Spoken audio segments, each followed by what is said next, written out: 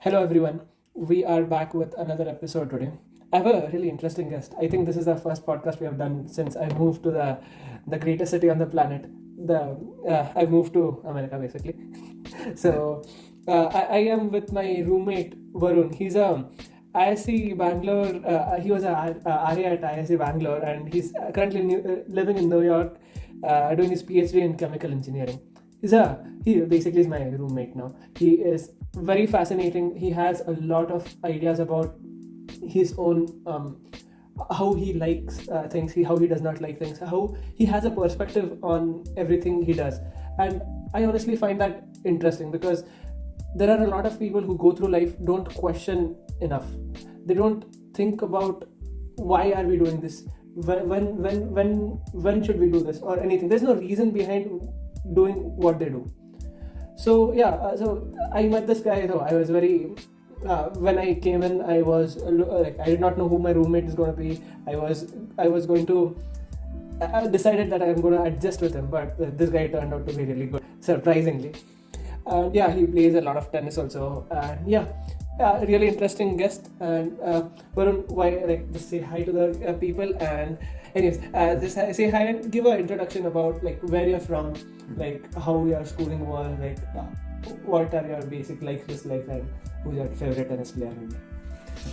Okay, that sounds a little like how our tennis club interview was.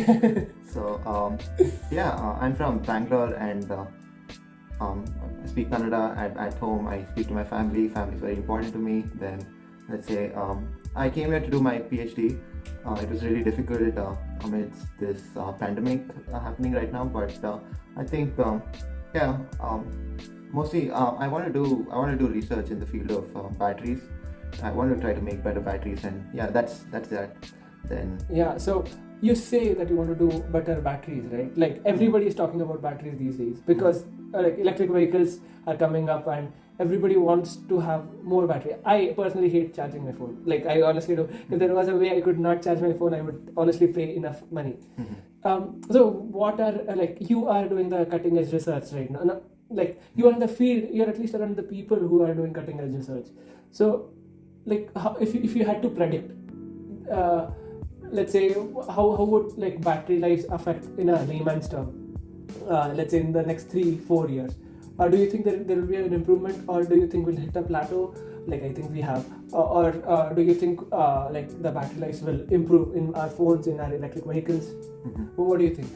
well, so when you said that currently that we're in a plateau, because I think that's what's happening right now. Yeah. So if you look at your transistors, like how transistors have evolved, like they right now in like the latest Apple transistor, you can get so much in just seven nanometers. Yeah, right? yeah. And that's amazing. Yeah. Because that means if you can get a transistor in that small size, that means that's how fast you can have your processing. That's how fast your processing capability is. Yeah. But with respect to batteries, we are not able to scale maybe your main performance parameter in this context. That is either your storage capability or either your storage capability or your cycle life. Okay. So your storage capability is pretty much like how much of juice can you add into it. Yeah. Right now you see all your fancy phones coming out, but they still won't last you more than a day. Yeah. Right? Isn't that surprising? Because you get these advanced phones and they hardly last you a day. And then next thing is, even if they need to last you more than a day, it is really thick. Yeah. And the phone's really big, so it's not going to work out. So Yeah. So what is the one factor like transistors? Like I think transistors are hitting a plateau now because like there's a law that says like you cannot go below like 1 nanometer or something because the electrons have a significant size then becomes a problem. So you cannot go below that. That's why quantum computing is the next thing that they are looking at. wow. What is the like holding factor? Like what is the factor that is affecting like what needs to be worked on right now to improve the battery? Like where are we stuck? I wouldn't say that we're stuck. Okay. Because we do have like a lot of technologies in the battery domain that are out there. Like many are very new and special. Like you can also, like for example, you have your solid state batteries. Yeah.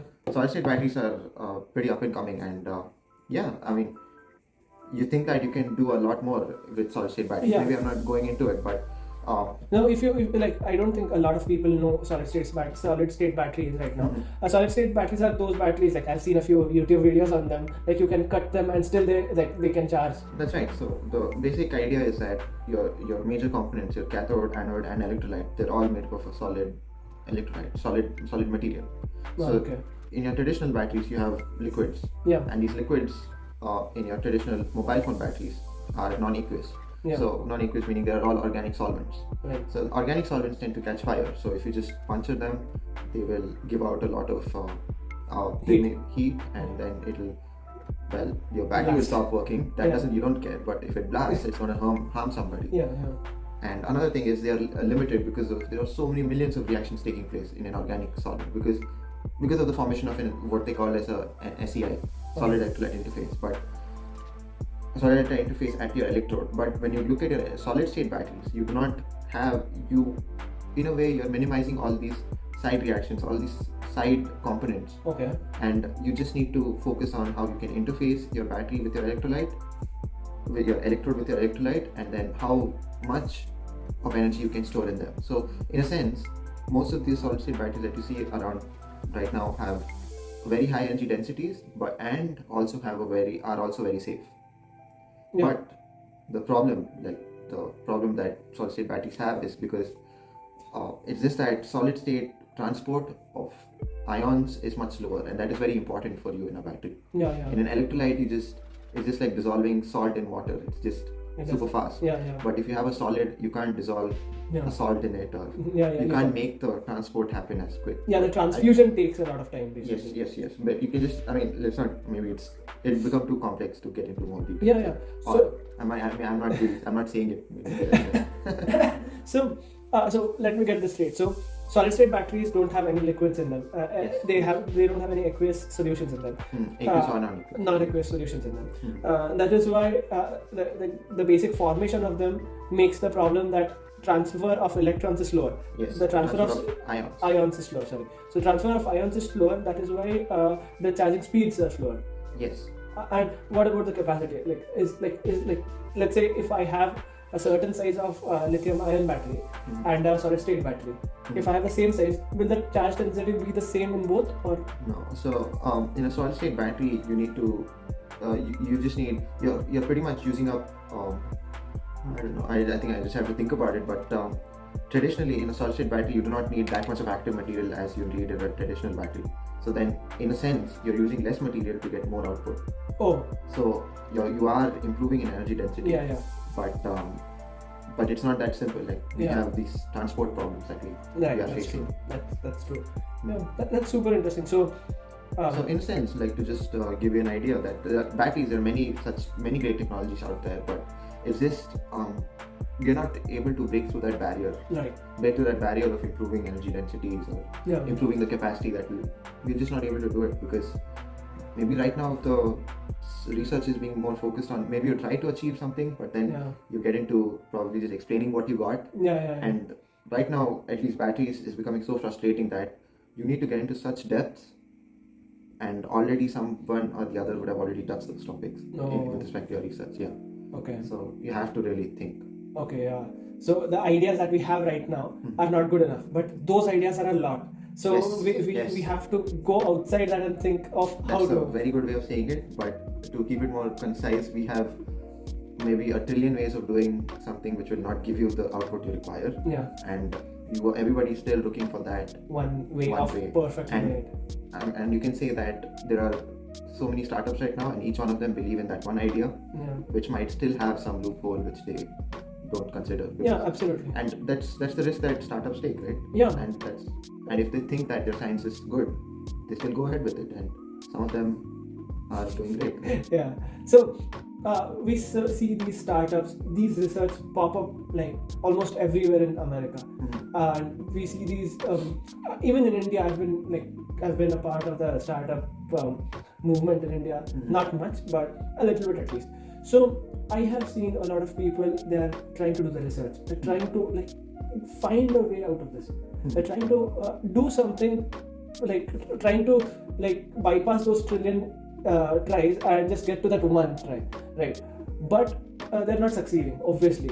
because if they had succeeded, we would have had a great company. But they're not, and maybe there's a huge company in the making, which I don't know about. But yeah, that's not happening there. And you see Tesla come up with, like, I don't know if you saw the recent battery event that Tesla had. Like, they told, they presented things that like the batteries will be 45% more efficient, and they showed like they'll use like 2 layers of battery and So, like. right now, what the Tesla battery event which you are talking about, they focused on few main things. Like, they want to prevent cobalt, because cobalt is being mined in Central Africa, and the prices are going to vary dramatically, and also it is like a human, what would you say? It's not a good thing. It's not really good. It's not a very good thing for humans, right? Yeah. There's a simple way of this putting it. Yeah. Human rights violations and things like that. So it's not the right thing. So they're shifting away from cobalt. That's what they hinted on. And apart from that, they are doing optimizations which will improve production capability of the batteries that they have right now. So what they were talking about, is something like a tabless copper current collector. So they have like a tabless design in which you can just by which you can just reduce probably your internal resistance of your battery, in a way indirectly improving the range capability as well, I think marginally, but I may be wrong with these points. But they are all doing, you would say, engineering optimizations. Yeah. But more of the research optimization is, I think, like a long run Process or plan which Tesla has. Oh, So okay. I think they're doing great. Yeah. They're doing great for what, I mean, they need to keep innovating in the engineering field, so that they can keep getting cars out there. But Right. So basically, they are just optimizing their engineering. They're not working on the chemical or the composition of the battery. That's right. Okay, yeah, that's interesting. So you see Tesla do it. You see like Apple like work on their batteries. You see like these colleges like even like Stony Brook or college like Stanford, Harvard come up with these incredible ideas, incredible resources, like incredible research. Like they have a lot of papers. So I know that IISC Bangalore is one of the best like premium places that you can get into to study, especially like fundamental sciences. So what do you think we are lacking? Like we being like Indians, in which Indians in the sense, like I understand that America, like India is not exactly at the level of India at America, because I've seen things in like the last 30 days, and I've seen how exponentially these people are better, like in infrastructure, in like convenience and all of that. But like, is there a few things like you have like, luckily you have done research at both the places, the best place in India and one of the best places in America. So do you see a fundamental difference? What is the most prominent difference that you saw when you got here and when you started working, like doing your research here? So firstly, to answer this question, people will just say, oh, US is space. US just has so much money. They just have so much money that is the reason they're able to put in so much money. But how would you even? I mean, I understand India has had its challenges since the beginning. Maybe the independence was just about 75 years ago. Yeah. So India has done great in that time, but there are many places apart from just the monetary point of view that India could have improved. India or Indian Institute of Science could improve. Okay. So one such example is that, as you rightly said, IISC is doing a lot of fundamental research. Yeah. But you need to get ahead than the fundamental research and make more practical. Yeah. So that's products as well. That's what I'm wondering. So if I'm a Tesla recruiter, right? I'm looking to improve my battery technology. Okay. I will look at the guy's research, like the person who I'm looking at. If he has like a lot of experience with fundamental, like let's say chemistry or physics or anything, then I will think, okay, this guy knows his fundas well, and I would rather like choose him over somebody who just has experience with batteries. This is very good. See, let me just make a very important point here. See, like I said, batteries is already saturated with respect to research. So what you need is a person who has clarity. Yeah. What you need is maybe a group of people and a community which will have clarity, and they know, okay, this has been saturated so much, but why still aren't we able to move ahead? Yeah. That's the main question, right? So Yeah. you just need people with clarity, and you need somebody to back them. And Yeah. you need somebody to back them, not just from your IISC, but mostly by really strong funding that comes from the government. Yeah. And now the government has to share the same ideology as you. Yeah, that's Now, true. if they don't believe in you and they don't trust you, Yeah. then it doesn't Work work. out. And now that's just one part of it. Yeah. The other part is the infrastructure that you have right now. Yeah. You need to ensure that all of your infrastructure is at least the bare minimum, which will allow you to still contribute to the research that you want to do. Right. It's just two things. Yeah. You just need clarity, and you just need bare minimum infrastructure. Yeah. That's it. Yeah. If you just have these two, you're enough. Yeah. It's good enough. Yeah.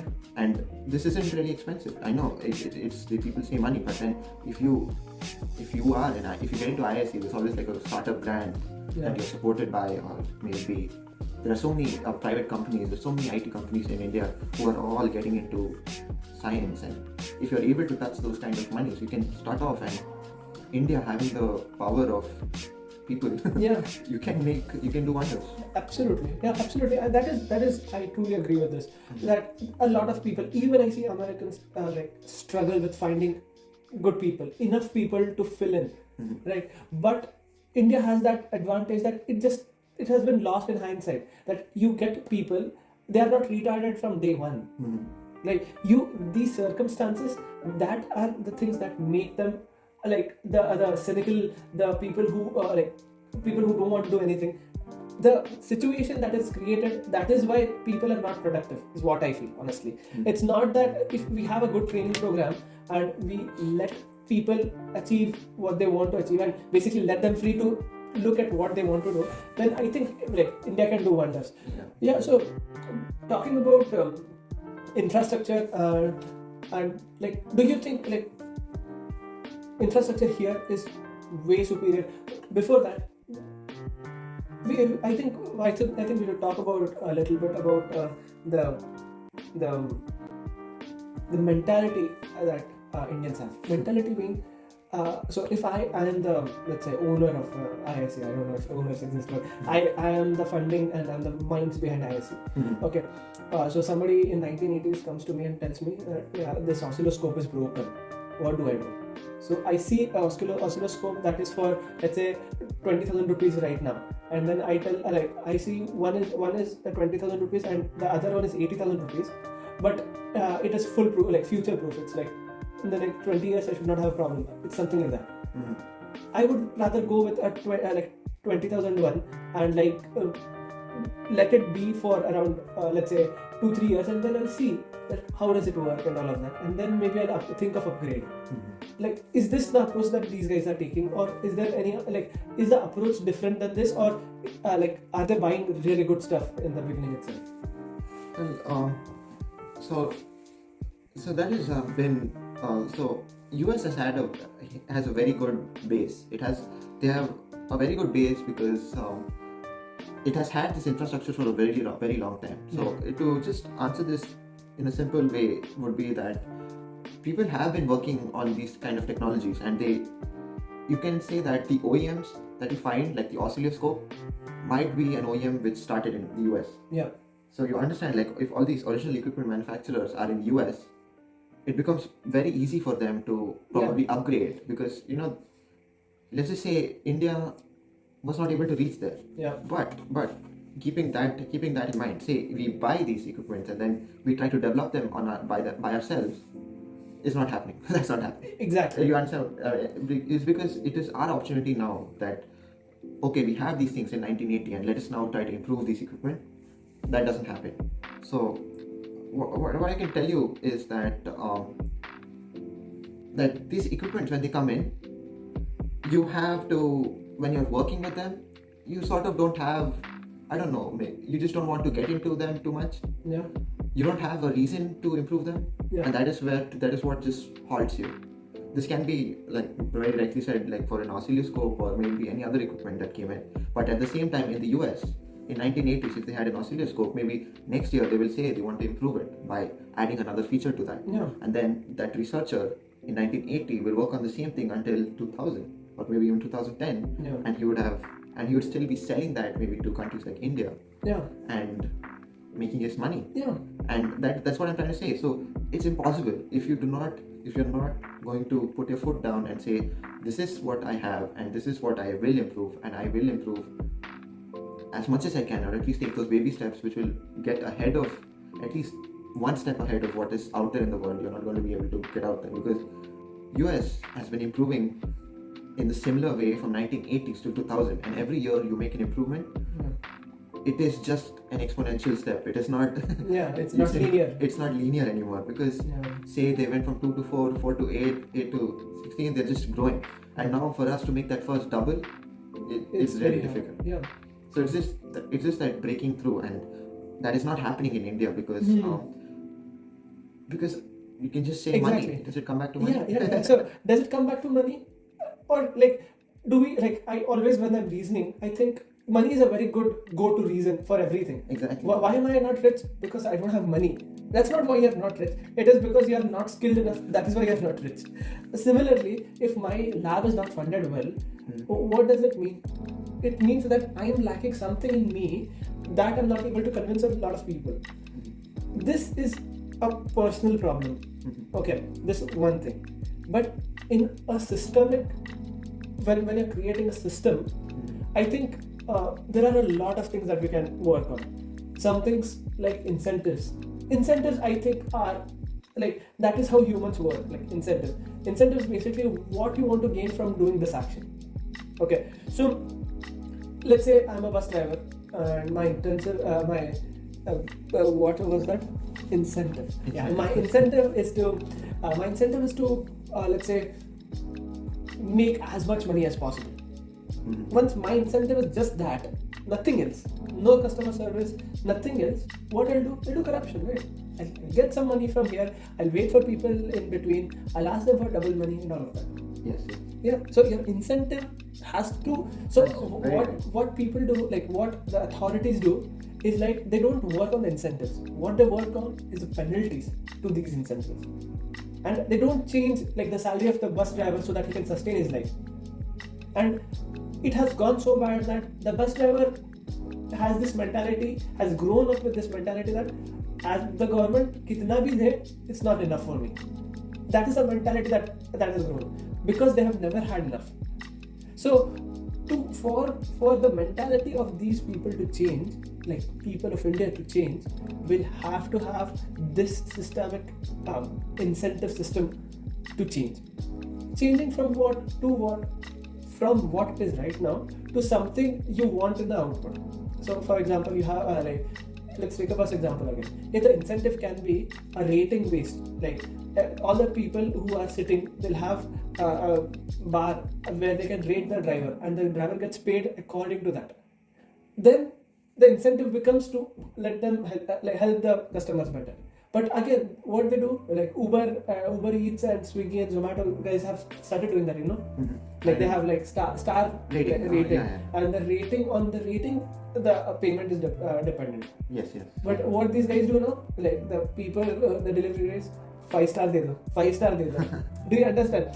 Like they just don't feel they will get it because of the service. They feel like they have to say it, like they have to convince that I am so poor, I have this problems, that is why at least give me 5 stars. It won't take anything out of you, but it will mean a lot to me.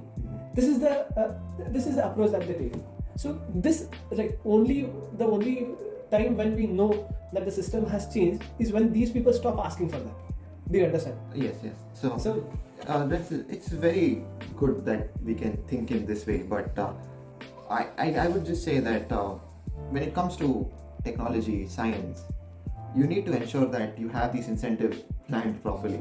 It's not that straightforward. Yeah, that's true. You cannot, taking a bus example would not be valid here, because you need the person who dictates what an incentive is to really know what he's doing. Because it's just a very simple example I can give you, and I think I'm glad that I'm able to say this in a podcast. But if an administrator in a science field says that he wants 100% pass students as a method to provide an incentive, then a teacher is just going to pass everybody without them being qualified enough to being passed. Yeah. And those same students, when they become doctorate holders back home, they are the ones who will be the future, and they are the next generation, and they will be teaching whatever they have learned somebody else. Yeah. You understand what I'm saying? Yeah. So you understand what kind of a circle this becomes? Exactly. And that is very important. So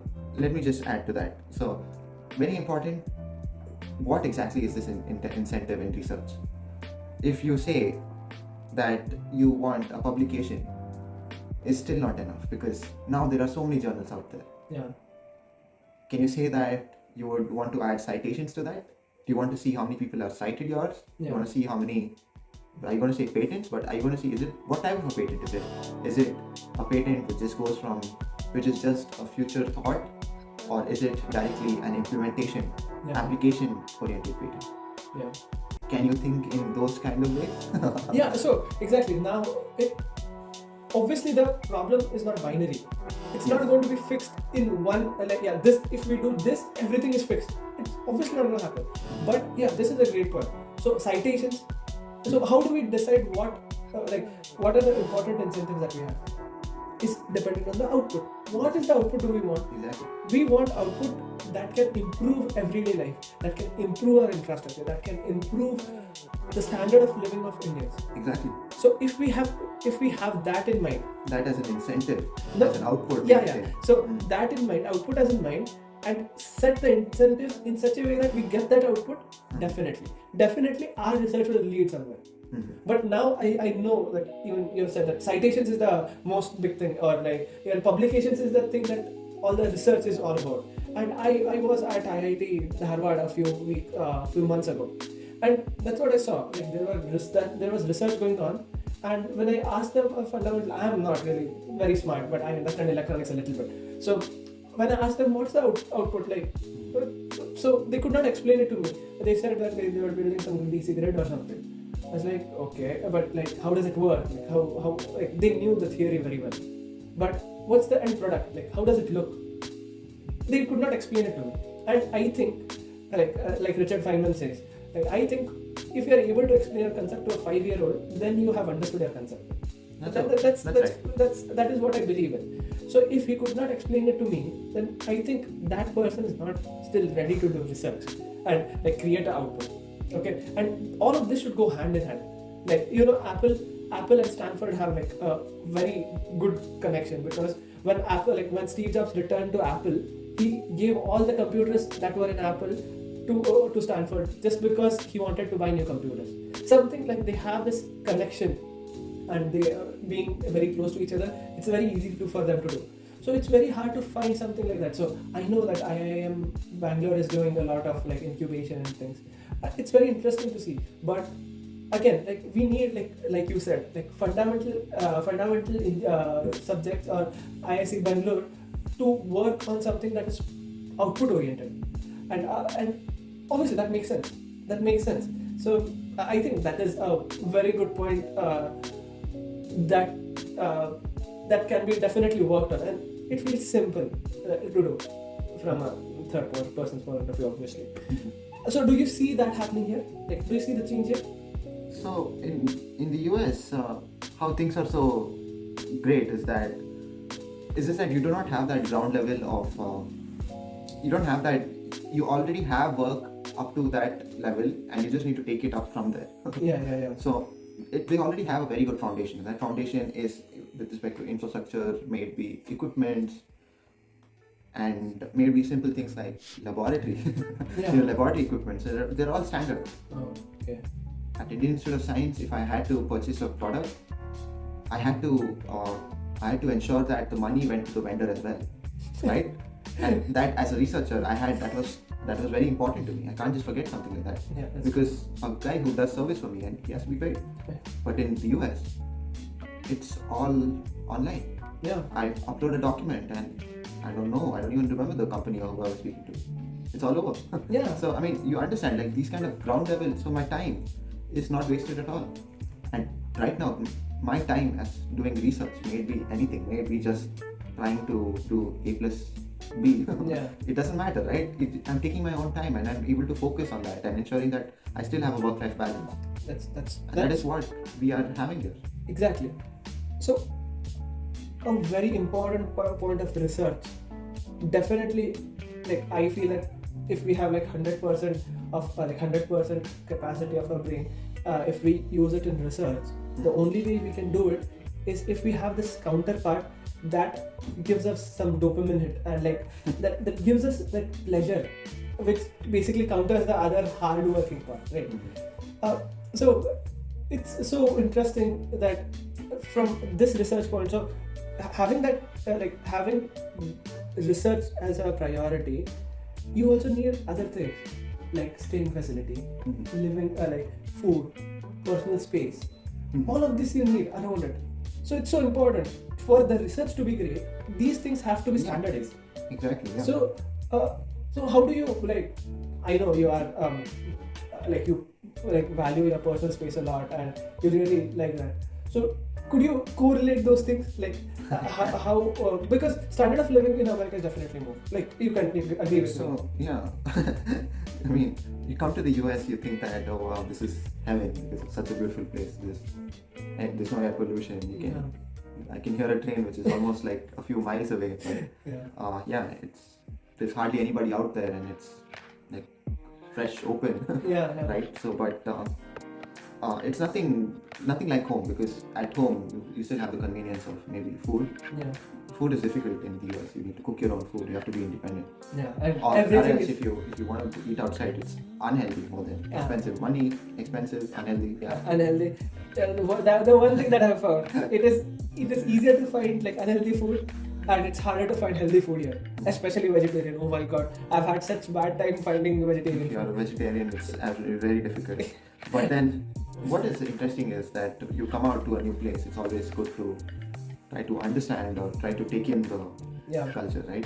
I mean, it's like pros and cons. That's what I will say. You just need to feel what is right, what is wrong, and just do it according to your brain, right?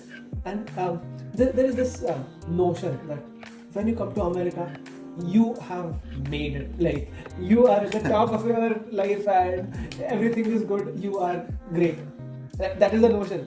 Like I think this is what I was talking to my friend the other day. Like actually today morning, she was telling me that we have like there are milestones in in any Indian's life. Like first is like this is horrible. Too success. Okay, she was telling like if you are a girl and if you are a guy, if you are a guy, it's easy to be born. If you are a girl, it's very hard. Firstly, secondly, it is very that is the first milestone. Second milestone is getting your getting a good job, studying and getting into a very good college. That's the second milestone. Third milestone is getting married, like getting a job and then getting married. Fourth milestone. And the fifth milestone is coming to America. Like these are the 5 pillars, and then you have like the afterlife of this. So we are talking about this, and then that is when I realized that because coming to America is a milestone, then nobody asks what you do in America. Everybody thinks everybody is doing like research, cutting edge research, and they are like building family and shit. Building family, no. They're not building family. They are building something great. So it's so that is what she said. That is what I started thinking, and I have seen maybe you have also seen there are thousands of mediocre people who just want to stay there. Like they have the starters pack, Once they come here, they buy an iPhone.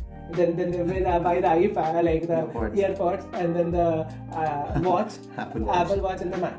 Once they have the whole set, they're happy. Then they can smoke up or something crazy. Maybe get a car, buy a car. Yeah, buy a car. Insane. So you see these mediocre people, right? There are people, and it's so hard to feel like that. Like it's so disturbing, honestly, to me, because when you come to America, that is what you feel, right? You can literally meet Elon Musk. You can literally meet Sundar Pichai because they're literally in this country. Do you understand? For us to get to these people, it would be so hard. Like the possibility of me running into Elon Musk here is exponentially more than in India because there are 1 billion more people there. Yeah. Do you see? So there is so much opportunity, but there is so much mediocrity at the same time.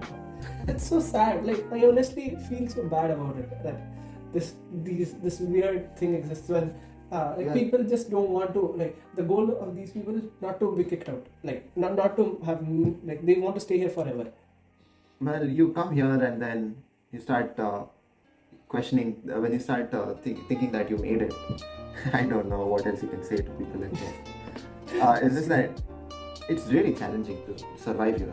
Yeah. It's not easy, but if you're just coming here to just live, then you might as well just found a good, nice farmhouse somewhere in India, right? Yeah, that's but true. yeah, I mean, everybody has their Priorities. own ways, priorities. We've seen so many, like, Stony Brook is really famous for computer science students, and when they come here, they think that it's just, when they come here, they're in their own groups, trying to believe that they've accomplished, that they've almost reached the doors of heaven. Yeah. And even then, it just feels like their hostel life has just been extended, Yeah. right? So I don't know. I mean, let's just say that with time they will also realize they may be getting a really good job, they may be even be getting a green card, but hope that after years of staying here they realize, and then when they are sleeping they will know that exactly what exactly they try to do, what try to achieve. Yeah, I think it's more about goals. We share a common goal of, like, being the best we can be at certain, like, the things that we work on. So that is a great goal to have. But there are, like, I think we have these goals because we have our own personal space.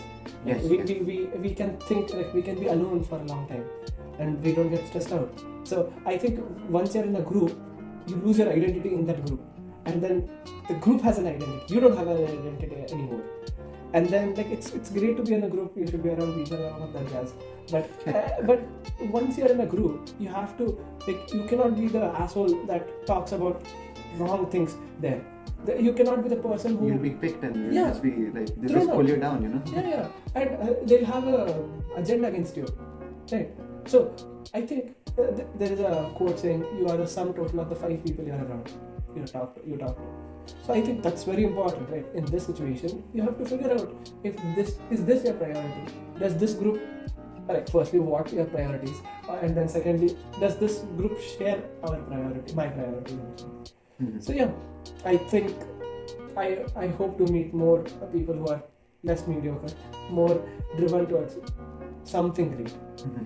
So yeah, I think this has been, like, really interesting.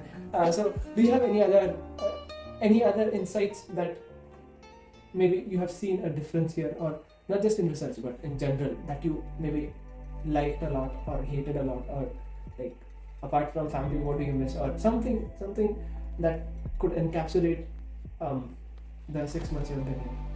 Well, after coming here, I've just understood the value of time. It's you miss a bus, it's to that point, right? It's like 8 o'clock, it means 8 o'clock you're not there at the bus stop till the bus leaves. But another thing I learned, that you cannot hurry anything up. In India, you do a million things and you would still be hurrying to finish everything, but over here you just have to calm down. You just need to take a deep breath. You have your times. Sometimes it'll be really quiet for you, but that's the time when you can breathe and try to understand or plan yourself. Yeah, apart from that, you just need to have that balance and have those, at least try to find those 5 unique people you want around you. Yeah, that's good. But yeah, it's been really nice to talk on this, and I think Pranjal, he just talks a little less, but he's a great tennis player. I think it honestly has been a pleasure. Like, I've been here for almost 20 days, 25 days now. I'm moving out tomorrow. I'm going to California. It has been a pleasure, like, meeting this Varun guy who absolutely I did not know, and becoming so close to him. So many new things I've learned, so many new aspects of life that I've come across. Like, every time we have dinner, we talk about these things, and I thought it would be cool for all of you guys to listen to this. I hope you enjoyed this. I hope Varun comes back on the show as early as possible, and then we do a follow-up show with the smartest person we have had on the podcast. And thank you all for watching. I hope you guys enjoyed it. We'll see you in the next podcast. Bye. Bye guys.